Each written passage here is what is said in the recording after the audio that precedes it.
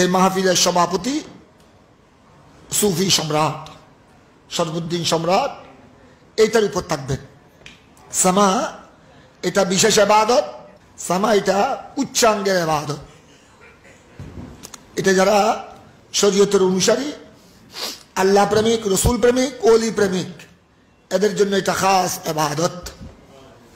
আমি দেখেছি হিন্দুস্তান কসবা শরীফ শাহ মখদুম আশরফ জাহাঙ্গীর সামনানি রহমতুল্লাহ আলাইহির উরসে পাকে আমি গিয়েছিলাম।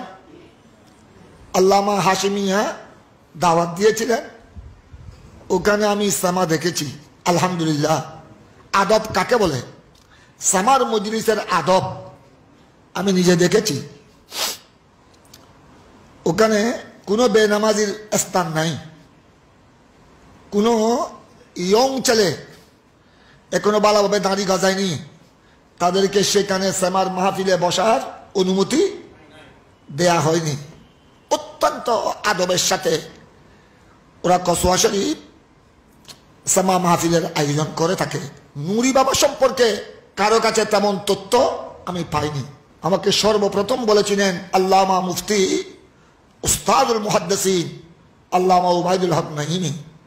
তিনি জামিয়ায় এক বৈঠকের মধ্যে বলেছিলেন যে নুরি বাবা শুধু উনি একজন তরিকত জগতের মধ্যমণি তা নয়, উনি এলামের মধ্যে একজন সম্রাট ছিলেন। নুরি বাবা 1940 ইংরেজিতে বাবাজান কেবলার ইশারায় শাহ গুলামুর রহমান কেবলা ও কাবা, যিনি ইউসুফে সানি জামালে মুস্তফা, হযরতে শাহ সুফি গৌসুল আশিকিন সৈয়দ গুলামুর রহমান কেবলা ও কাবার ইশারায় যিনি তৎকালীন রেঙ্গুন সফর করেছিলেন। উনি কলকাতার এক সফরে একজন আল্লাহর ওলির খেদমতে বায়ত হওয়ার জন্য কামনা করেছিলেন নুরি বাবা। ওই আল্লাহর ওলি উনাকে বলেছিলেন তোমারা ইচ্ছা হযরত কেবলা গৌসুল आजम सैयद गुलामुर रहमान मजबंडारी के हाथ में है। কোথায় কলিকাতা আর কোথায় মাঝভান্ডার। সত্যিকার আল্লাহর ওলি যারা তাদের জন্য দূরে কাছে নাই। আপনি যা আমার হাতে বায়াত হওয়ার জন্য চাচ্ছেন, হে সুলতানুল মুনাজিরিন নুরি বাবা, आप इधर देखिए मत, আপনি আমার দিকে দেখবেন না। আপনার ইচ্ছা হলো কার হাতে? বাবাজান কেবলা সৈয়দ গোলামুর রহমান মাঝভান্ডারির হাতে। সুবহানাল্লাহ বলেন না। তিনি বুঝতে পারলেন ওই কলকাতার উনি জবরদস্ত শেখ, ওনার কথার মর্ম তিনি তো আর মামুলি আলেম ছিলেন না। তিনি বুঝতে পেরেছেন যে আমার পীর মুর্শিদ আমাকে বায়াত করবেন কোথায়? চট্টগ্রামে মাঝভান্ডার শরীফ। তিনি চট্টগ্রামে যখন আসলেন বাবাজান কেবলা ও কাবার হাতে তিনি নিজকে সুপর্দ করে দিলেন। অনেক অনেক ঘটনা আছে। বিরাট রিয়াদতের সম্মুখীন হলেন। বাবাজান কেবলা ফিতলের বন্যা দিয়ে, যে ফিতলের বন্যা বাবাজান কেবলার হাতের মধ্যে পানি ঢালা হতো রাত দিন 24 ঘন্টা, ওইটা দিয়ে ওনাকে অনেকক্ষণ আঘাত করেছেন। গোড়া শরীর রক্তে লাল হয়ে গেছে। এগুলি রিয়াদত চলছে, রিয়াদত। আমরা তো তরিকত জগৎকে মনে করি এটা নানার বাড়ির ফান্তাবাদ, আমরা মাগনা খেতে চাই, আমরা মাগনা বড় বড় ওলি হয়ে যেতে চাই। এইটা হলো আমাদের জন্য বড় অভিশাপ। আরে নুরি বাবা এত বড় একজন আলেম, ওনাকে যে কঠোর সাধনা করতে হয়েছে।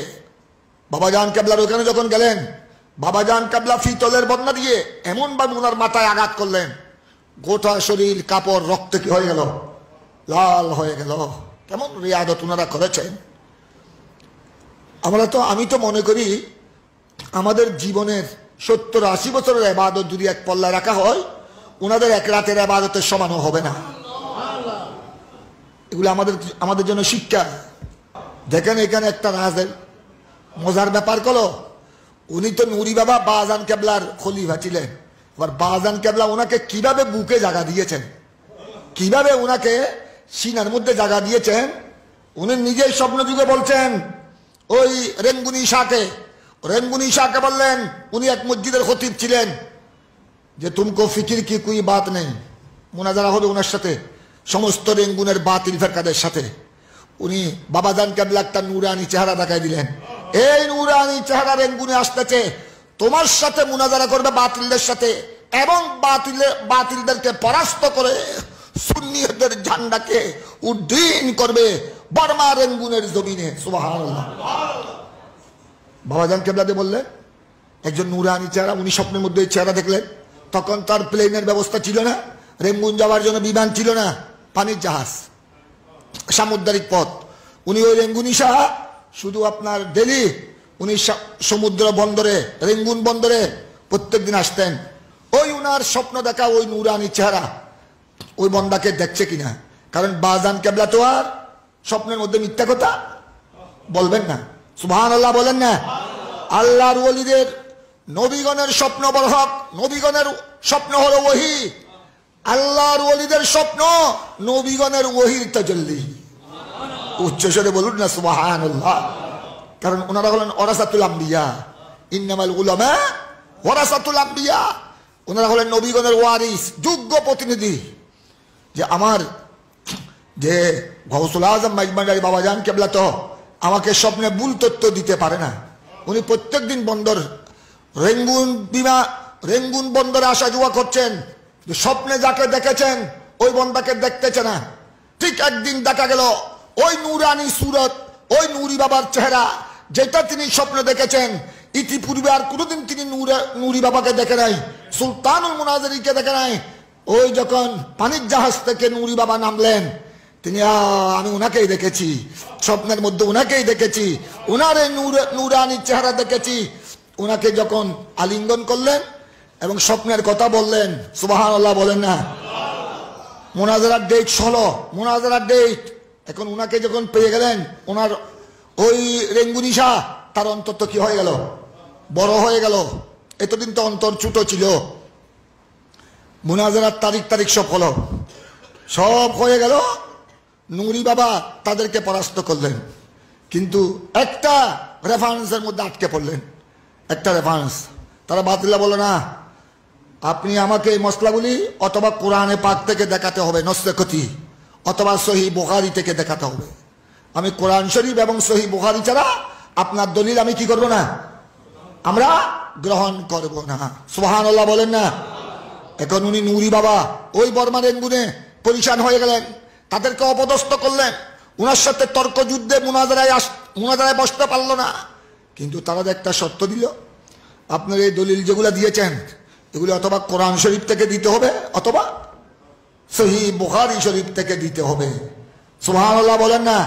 ঠিক তিনি ওই রাত্রে তিনি ঘুমিয়ে পড়লেন, দোয়া দরুদ পড়ে বাজান কেবলাকে তসওয়ুর করে, তসওয়ুরে শেখ যাকে বলা হয়, হযরত গোলামুর রহমান মাইজবান্ডারি বাবাজান কেবলার দিকে মুতওয়াজ্জা হয়ে বর্মা থেকে তিনি বাবাজান কেবলার কদমে আরজি পেশ করলেন যে বাবাজান কেবলা, এরা তো আমাকে এই শর্ত দিয়েছে, এরা কোরআন শরীফের দলিল সহি বুখারীর দলিল ছাড়া তারা গ্রহণ করবে না। সুবহানাল্লাহ বলেন না।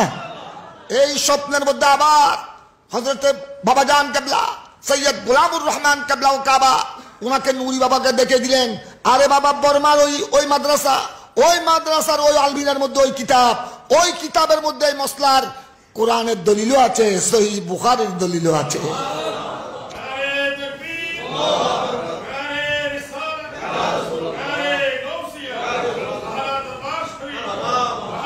মুনাজারা হলো, বাবাজান কেবলা যেভাবে তিনাকে দিক নির্দেশনা দিয়েছেন তিনি সেভাবে কোরআনে পাক থেকে উদ্ধৃতি, সহি বুখারী শরীফ থেকে উদ্ধৃতি বাতিলদের সামনে পেশ করলো।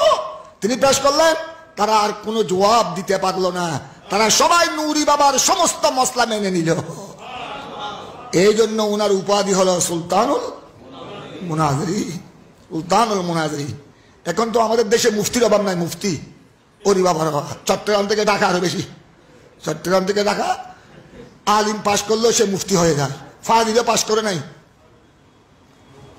কথা বুঝেন নাই, সে তার নামের আগে মুফতি। কিন্তু সুলতানুল মুনাজিরিন আল্লামা নুরি বাবা, নুরুল ইসলাম নুরি বাবা, উনি বর্তমান যুগের মুফতিদের মতো মুফতি নয়, এ আল্লাহর ওলিদের নজর, কথা বুঝেছেন, আল্লাহর ওলিদের নজর। এই জন্য আশেক বলেছেন, আশেকগণ বড় সুন্দর কথা বলেছেন, রাজের কথা বলেছেন। उन्होंने बोले थे तौहीद की माएँ प्यालों से नहीं नजरों से पिलाई जाती है।